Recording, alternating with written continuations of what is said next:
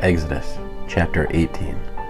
Now Yitro, the priest of Midian, Moshe's father-in-law, heard about all that God had done for Moshe and for Israel his people, how Adonai had brought Israel out of Egypt. After Moshe had sent away his wife Zipporah and her 2 sons, Yitro, Moshe's father-in-law, had taken them back. The name of the one son was Gershom, a foreigner there, for Moshe had said, I have been a foreigner in a foreign land. The name of the other was Eliezer, my God helps, because the God of my father helped me by rescuing me from Pharaoh's sword. Jethro, Moshe's father-in-law, brought Moshe's son and wife to him in the desert where he was encamped, at the mountain of God. He sent word to Moshe, I, your father-in-law Yitro, am coming to you with your wife and her 2 sons. Moshe went out to meet his father-in-law, prostrated himself and kissed him. Then, after inquiring of each other's welfare, they entered the tent. Moshe told his father-in-law all that Adonai had done to Pharaoh and the Egyptians for Israel's sake, all the hardships they had suffered while traveling, and how Adonai had rescued them. Yitro rejoiced over all the good that Adonai had done for Israel by rescuing them from the Egyptians. Yitro said, Blessed be Adonai, who has rescued you from the Egyptians and from Pharaoh, who has rescued the people from the harsh hand of the Egyptians. Now I know that Adonai is greater than all other gods, because he rescued those who were treated so arrogantly. Yitro, Moshe's father-in-law, brought a burnt offering and sacrifices to God, and Aharon came with all the leaders of Israel to share the meal before God with Moshe's father-in-law. The following day Moshe sat to settle disputes for the people, while the people stood around Moshe from morning till evening. When Moshe's father-in-law saw all that he was doing to the people, he said, What is this that you are doing to the people? Why do you sit there alone, with all the people standing around you from morning till evening? Moshe answered his father-in-law, It's because the people come to me seeking God's guidance. Whenever they have a dispute, it comes to me. I judge between one person and another, and I explain to them God's laws and teachings. Moshe's father-in-law said to him, What you are doing isn't good.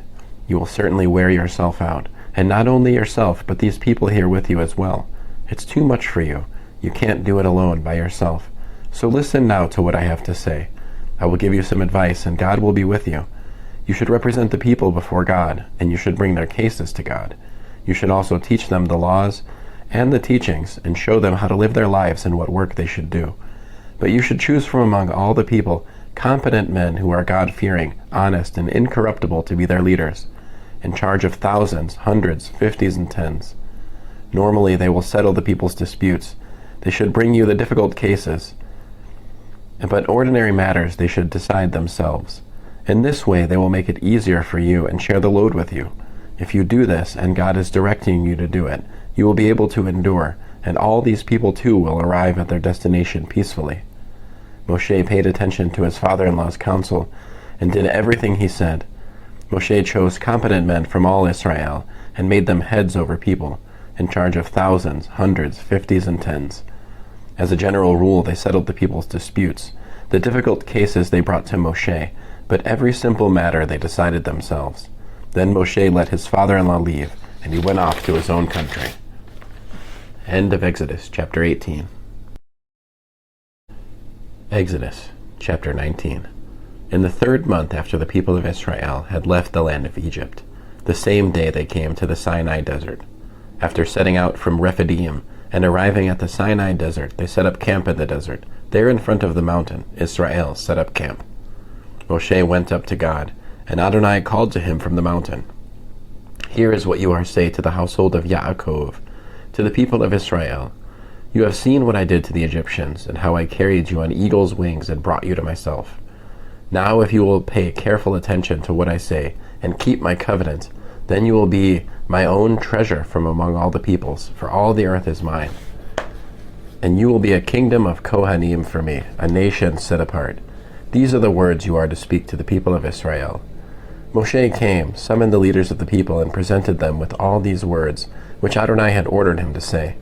All the people answered as one, Everything Adonai has said we will do. Moshe reported the words of the people to Adonai. Adonai said to Moshe, See, I am coming to you in a thick cloud, so that the people will be able to hear when I speak with you, and also to trust in you forever. Moshe had told Adonai what the people had said. So Adonai said to Moshe, "Go to the people, today and tomorrow separate them from me by having them wash their clothing, and prepare for the third day. For on the third day Adonai will come down on Mount Sinai before the eyes of all the people. You are to set limits for the people all around and say, 'Be careful not to go up on the mountain or even touch its base. Whoever touches the mountain will surely be put to death. No hand is to touch him, for he must be stoned or shot by arrows. Neither animal nor human will be allowed to live. When the shofar sounds, they may go up on the mountain.' Moshe went down from the mountain to the people and separated the people for God, and they washed their clothing. He said to the people, 'Prepare for the third day. Don't approach a woman.' On the morning of the third day there was thunder, lightning, and a thick cloud on the mountain. Then a shofar blast sounded so loudly that all the people in the camp trembled. Moshe brought the people out of the camp to meet God. They stood near the base of the mountain. Mount Sinai was enveloped in smoke because Adonai descended onto it in fire. Its smoke went up like the smoke from a furnace, and the whole mountain shook violently. At the sound of the shofar, as the sound of the shofar grew louder and louder, Moshe spoke, and God answered him with a voice. Adonai came down onto Mount Sinai to the top of the mountain. Then Adonai called Moshe to the top of the mountain, and Moshe went up. Adonai said to Moshe, "Go down and warn the people not to force their way through to Adonai to see him. If they do, many of them will perish. Even the Kohanim who are allowed to approach Adonai must keep themselves holy, otherwise Adonai may break out against them." Moshe said to Adonai, "The people can't come up to Mount Sinai because you ordered us to set limits around the mountain and separate it." But Adonai answered him, "Go, get down, then come back up, you and Aharon with you. But don't let the Kohanim and the people force their way through to come up to Adonai, or he will break out against them." So Moshe went down to the people and told them. End of Exodus, chapter 19. Exodus, chapter 20. Then God said all these words, "I am Adonai your God, who brought you out of the land of Egypt, out of the abode of slavery. You are to have no other gods before me. You are not to make for yourselves a carved image, or any kind of representation of anything in heaven above, on the earth beneath, or in the water below the shoreline. You are not to bow down to them or serve them, for I, Adonai your God, am a jealous God, punishing the children for the sins of the parents to the third and fourth generation of those who hate me, but displaying grace to the 1,000th generation of those who love me and obey my mitzvot. You are not to use lightly the name of Adonai your God, because Adonai will not leave unpunished someone who uses his name lightly. Remember the day, Shabbat, to set it apart for God. You have 6 days to labor and do all your work, but the 7th day is a Shabbat for Adonai your God. On it you are not to do any kind of work, not you, your son or your daughter, not your male or female slave, not your livestock, and not the foreigner staying with you inside the gates to your property. For in 6 days Adonai made heaven and earth, the sea and everything in them, but on the 7th day he rested. This is why Adonai blessed the day, Shabbat, and separated it for himself. Honor your father and mother, so that you may live long in the land which Adonai your God is giving you. Do not murder. Do not commit adultery. Do not steal. Do not give false evidence against your neighbor. Do not covet your neighbor's house. Do not covet your neighbor's wife, his male or female slave, his ox, his donkey, or anything that belongs to your neighbor. All the people experienced the thunder, the lightning, the sound of the shofar, and the mountain smoking. When the people saw it, they trembled. Standing at a distance, they said to Moshe, "You speak with us, and we will listen. But don't let God speak with us, or we will die."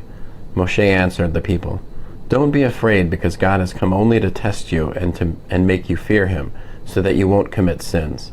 So the people stood at a distance, but Moshe approached the thick darkness where God was. Adonai said to Moshe, "Here is what you are to say to the people of Israel. You yourselves have seen that I spoke with you from heaven. You are not to make with me gods of silver, nor are you to make gods of gold for yourselves. For me you need make only an altar of earth. On it you will sacrifice your burnt offerings, peace offerings, sheep, goats and cattle. In every place where I cause my name to be mentioned, I will come to you and bless you. If you do make me an altar of stone, you are not to build it of cut stones, for if you use a tool on it, you profane it. Likewise, you are not to use steps to go up to my altar, so that you won't be indecently uncovered. End of Exodus chapter 20.